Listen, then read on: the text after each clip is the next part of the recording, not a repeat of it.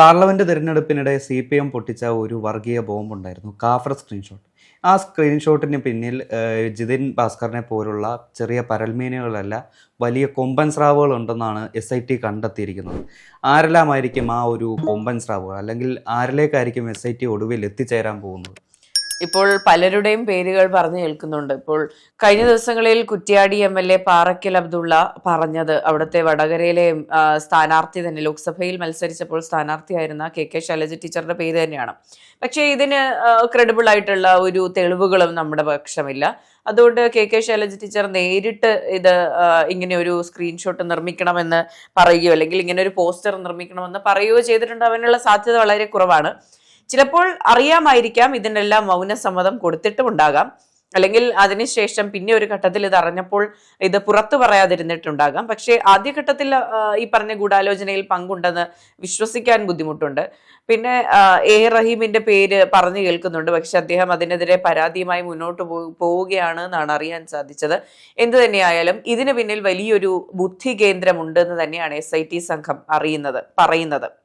ഇപ്പോൾ ആദ്യം റിബേഷ് ഇത് വടകര സ്ക്വാഡ് എന്ന ടീമിലേക്ക് വാട്സാപ്പ് ഗ്രൂപ്പിലേക്ക് അയക്കുകയും അത് പിന്നീട് ഈ പറഞ്ഞ ജിതിൻ ഭാസ്കർ എന്ന വ്യക്തി ഷെയർ ചെയ്യുകയുമായിരുന്നു എന്നാണ് അറിയാൻ സാധിച്ചത്. പക്ഷേ ഇതിന്റെ ഡിജിറ്റൽ തെളിവുകൾക്കൊന്നും ക്രെഡിബിലിറ്റി കുറവാണ്. അതായത് ആദ്യഘട്ടത്തിൽ റിബേഷ് അറസ്റ്റിലായപ്പോൾ, റിബേഷ് കുടുങ്ങിയെന്ന് ഉറപ്പായപ്പോൾ തന്നെ ജിതിൻ ഭാസ്കർ ഫോൺ റീസെറ്റ് ചെയ്തു. അപ്പോൾ അതിന് ഈ പറഞ്ഞ സാങ്കേതികമായി കുറച്ചുകൂടെ അഡ്വാൻസ്ഡ് ആയിട്ടുള്ള തെളിവ് ശേഖരണത്തിന് ഫോൺ അയച്ചിട്ടുണ്ട്.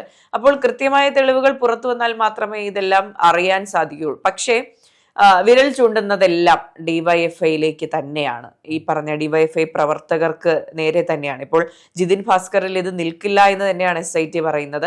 ഇതിന് മുകളിലേക്ക് ആരോ ഇതിന് പിന്നിലുണ്ടായിരുന്നു, ബുദ്ധികേന്ദ്രം അദ്ദേഹം ആയിരുന്നു, ആ വ്യക്തി ആയിരുന്നു, പലരുമായിരുന്നു എന്ന് പറയപ്പെടുന്നുണ്ട്.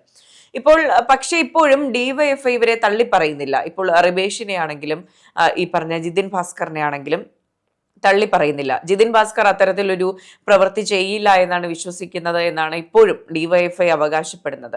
അപ്പോൾ ഷാഫി പറമ്പിൽ ഉന്നയിക്കുന്ന മറ്റൊരു സംശയമുണ്ട്. അപ്പോൾ DYFI ഇത്തരത്തിൽ അവരെ സംരക്ഷിക്കാൻ ശ്രമിക്കുന്നുണ്ടെങ്കിൽ അവർക്ക് പലരെയും സംരക്ഷിക്കാനുണ്ട്. ഇവരെല്ലാം കുറ്റം ചെയ്തിട്ടുണ്ട് എന്നുള്ളത് ഉറപ്പായതുകൊണ്ടാണ്, അല്ലെങ്കിൽ ഇവർ പലരുടെയും പേരുകൾ പറയുമെന്നുള്ള ഭയമുള്ളത് കൊണ്ടാകാം ഇവരെല്ലാം സംരക്ഷിക്കുന്നത് എന്ന് ഷാഫി പറമ്പിൽ MP പറയുന്നത് നമ്മൾ വിശ്വാസത്തിൽ എടുക്കേണ്ട ഒരു സാഹചര്യം വരും. അപ്പോൾ ഈ പറയുന്ന പോലെ അന്വേഷണം മുന്നോട്ട് പോയാൽ മാത്രമേ ഇതിനെല്ലാം ഒരു ഉത്തരം കിട്ടുള്ളൂ. പക്ഷേ ഇത് നിൽക്കുന്നത് ഇടതുപാളയത്തിലാണ്. DYFI അല്ലെങ്കിൽ CPM നിന്ന് തന്നെയാണ് ഇത്തരത്തിലൊരു വക്രബുദ്ധി തുടങ്ങിയത് എന്ന് ഉറപ്പിക്കാവുന്ന ഘട്ടം തന്നെയാണിത്. ഈ കുറ്റം ചെയ്യുന്നതിനേക്കാൾ ഗുരുതരമാണ് കുറ്റം ചെയ്തത് അത് മറച്ചു വെക്കുന്നത്. ഇപ്പോൾ DYFIയുടെ ഈ ഒരു ഗൂഢകൃത്യം അല്ലെങ്കിൽ വർഗീയത CPM മുതിർന്ന നേതാക്കൾ അറിഞ്ഞിട്ടുണ്ടെങ്കിൽ അവരും ഈ ഒരു കേസിൽ തന്നെ ഈ സമാനമായിട്ടുള്ള വകുപ്പുകളിൽ കുറ്റവാളികളാകാൻ സാധ്യതയുണ്ടല്ലേ? തീർച്ചയായിട്ടും. ഇപ്പോൾ പല കേസുകളിലും നമ്മളിത് കണ്ടിട്ടുള്ളതാണ്. നമുക്ക് ഫോർ എക്സാമ്പിൾ ശബരിമല സ്വർണ്ണക്കൊള്ള കേസ് എടുക്കാം. അതിലാണെങ്കിലും ആദ്യഘട്ടത്തിൽ ചിലപ്പോൾ ഈ പറഞ്ഞ നേതൃത്വം അറിയാതെ, ഭരണസമിതി അറിയാതെ ഒക്കെ ആയിരിക്കാം ഇതെല്ലാം നടന്നിട്ടുണ്ടാവുക, അല്ലെങ്കിൽ സർക്കാരുമായി ബന്ധപ്പെട്ട ആർക്കും ഇതുമായി പങ്കുണ്ടാവില്ല. പക്ഷെ പലരും ഇതിന് മൗന സമ്മതം പിന്നീട് കൊടുത്തിട്ടുണ്ട്. സ്വാഭാവികമായിട്ടും അതിനുശേഷം ഇവർക്കെല്ലാം കൃത്യമായ ബോധ്യമുണ്ടാകാം ഇത് ആരായിരിക്കും ചെയ്തത്, ആരുടെ കൈകളാണ് ഇതിൽ ഉണ്ടാവുക എന്ന് പലർക്കും അറിയാതിരിക്കാം. പക്ഷെ ഇതൊന്നും SIT സംഘത്തിന് മുന്നിൽ അല്ലെങ്കിൽ നിയമത്തിന് മുന്നിൽ കൊണ്ടുവരാത്തത് വലിയൊരു കുറ്റകൃത്യം തന്നെയാണ്. പ്രത്യേകിച്ച് പവർ പൊസിഷനുകളിൽ ഇരിക്കുന്ന, മന്ത്രിയായിരിക്കുന്ന, മുഖ്യമന്ത്രിയായിരിക്കുന്ന പൊസിഷനുകളിൽ നിന്ന് ഇത്തരത്തിലുള്ള ഒരു നടപടി ഉണ്ടായില്ലെങ്കിൽ അത് കുറ്റകൃത്യമായി തന്നെയാണ് കണക്കാക്കേണ്ടത്. അതുപോലെ തന്നെ മറ്റൊരു എക്സാമ്പിൾ എടുക്കുകയാണെങ്കിൽ പയ്യന്നൂരിലെ പാർട്ടി ഫണ്ട് തട്ടിപ്പ്, രക്തസാക്ഷി ഫണ്ട് തട്ടിപ്പ്. ഇപ്പോൾ അന്നത്തെ MLA ആയിരുന്ന മധുസൂദനൻ ഫണ്ട് തട്ടിച്ചു എന്നൊരു വ്യക്തി വന്ന് പറയുന്നു. അത് ഏറെക്കുറെ സത്യമാണെന്ന് ബോധ്യപ്പെട്ട ഒരുപാട് പേർ പയ്യന്നൂരുമായി ബന്ധപ്പെട്ട് പാർട്ടിയിൽ പ്രവർത്തിച്ച പലരുമുണ്ട്. അപ്പോൾ അവർക്കെല്ലാം ഒരു വിശ്വാസം കൊടുക്കാൻ എന്ന രീതിയിലെങ്കിലും ഇത് ബോധ്യപ്പെട്ട ഉടനെ ഇത് പുറത്തേക്ക് കൊണ്ടുവരിക, അല്ലെങ്കിൽ ഇത് ബോധ്യമായപ്പോൾ ഒരു നടപടി എടുക്കുക എന്നുള്ളൊരു ഘട്ടം ഉണ്ടാകണമല്ലോ. അപ്പൊ എനിക്കൊന്ന് ഈ പാർട്ടിയുടെ ഒരു പ്രശ്നം തന്നെയാണ്, പാർട്ടിയുടെ സംഘടനാ ലെവലിൽ തന്നെയുള്ള പ്രശ്നമാണ്. ഒരു ക്രൈം ഉണ്ടായാൽ അല്ലെങ്കിൽ ഏതൊരു തരത്തിലുള്ള ഒരു കുറ്റകൃത്യമാണെങ്കിൽ പോലും തിരിച്ചറിഞ്ഞു കഴിഞ്ഞാലെങ്കിലും നടപടി എടുക്കുക എന്നുള്ളൊരു രീതിയിലേക്ക് കാര്യങ്ങൾ പോകുന്നില്ല. അപ്പോഴാണ് അവിടെ സംശയം ഉണ്ടാകുന്നത്, എന്തുകൊണ്ട് നടപടി എടുക്കുന്നില്ല, ഇവർ മറ്റു പല പേരുകളും പറയുമെന്നുള്ള ഭയമാണോ? ഇപ്പോൾ ശബരിമല സ്വർണ്ണക്കൊള്ള കേസിലാണെങ്കിൽ പത്മകുമാറിനെതിരെ നടപടി എടുത്തിരുന്നെങ്കിൽ ത്രിതല പഞ്ചായത്ത് തെരഞ്ഞെടുപ്പിൽ ചിലപ്പോൾ CPM ഇത്ര വലിയ തോൽവിയിലേക്ക് പോകില്ലായിരുന്നു. നിയമസഭാ തെരഞ്ഞെടുപ്പിലും ആ തോൽവി പ്രതിഫലിക്കില്ലായിരുന്നു. അപ്പോൾ എന്തുകൊണ്ട് നടപടിയെടുക്കില്ല എന്ന് ചോദിച്ചാൽ അദ്ദേഹം വാ തുറന്നാൽ പലരുടെയും പേരുകൾ പുറത്തു വരുമെന്നുള്ള ഭയമായിരിക്കാം. അപ്പോൾ ഇതെല്ലാം ഇന്റർ കണക്റ്റഡ് ആയിട്ട് വരില്ലേ? ആലപ്പുഴയിൽ നവകേരള യാത്രക്കിടെ യൂത്ത് കോൺഗ്രസ്സുകാരെ മർദ്ദിച്ച ആ ഒരു കേസ് തിരുവനന്തപുരത്തെ മുഖ്യമന്ത്രിയുടെ ഓഫീസ് വരെ നീളുന്നത് നമ്മൾ കണ്ടു. അതുപോലെ അന്നത്തെ ADG ക്രമസമാധാന ചുമതലയുള്ള ADGP അജിത് കുമാറിന്റെ ഓഫീസിൽ കഴിഞ്ഞ ദിവസം SIT പരിശോധന നടത്തിയിരുന്നു. ഒരു പക്ഷേ ഈ ഒരു കാഫർ സ്ക്രീൻഷോട്ട് കേസ് മുൻ മുഖ്യമന്ത്രി പിണറായി വിജയന്റെ ഓഫീസിലേക്കോ അല്ലെങ്കിൽ ഇതുപോലെ AR അജിത് കുമാറിന്റെ ഓഫീസിലേക്ക് നീളാൻ സാധ്യത ഉണ്ടായിരിക്കും. അതായത് ഇതിലൊരു വ്യക്തമായ ഗൂഢാലോചന മുൻ മുഖ്യമന്ത്രിയുടെ ഓഫീസും നടത്തിയിട്ടുണ്ടായിരിക്കുമെന്നാണ് സൂചന. ആ ഒരു പാത്തിലേക്ക് അന്വേഷിച്ച് അവസാനം എത്തുകയാണെങ്കിൽ ആ ഒരു പ്രമുഖനെ, ഒരു പക്ഷേ ആ ഒരു മുൻ മുഖ്യമന്ത്രിയുടെ ഓഫീസിലുള്ള ഒരു പ്രമുഖനെ SITക്ക് പിടികൂടാനായിരിക്കും, അല്ലെങ്കിൽ ആ ഒരു പ്രമുഖനിലേക്ക് ഈ SIT എത്തിച്ചേരും. ഇപ്പോൾ ഈ പറഞ്ഞ പല കേസുകളിലാണെങ്കിൽ പോലും ഇതിലെല്ലാം ഒരു ഒരു ഒരു കോർ പേഴ്സൺ ഉണ്ട്, അല്ലെങ്കിൽ ഒരു കോക്കസ് ഗ്രൂപ്പ് ഉണ്ട് ഈ പറഞ്ഞ കാര്യങ്ങളെല്ലാം നിയന്ത്രിക്കുന്ന.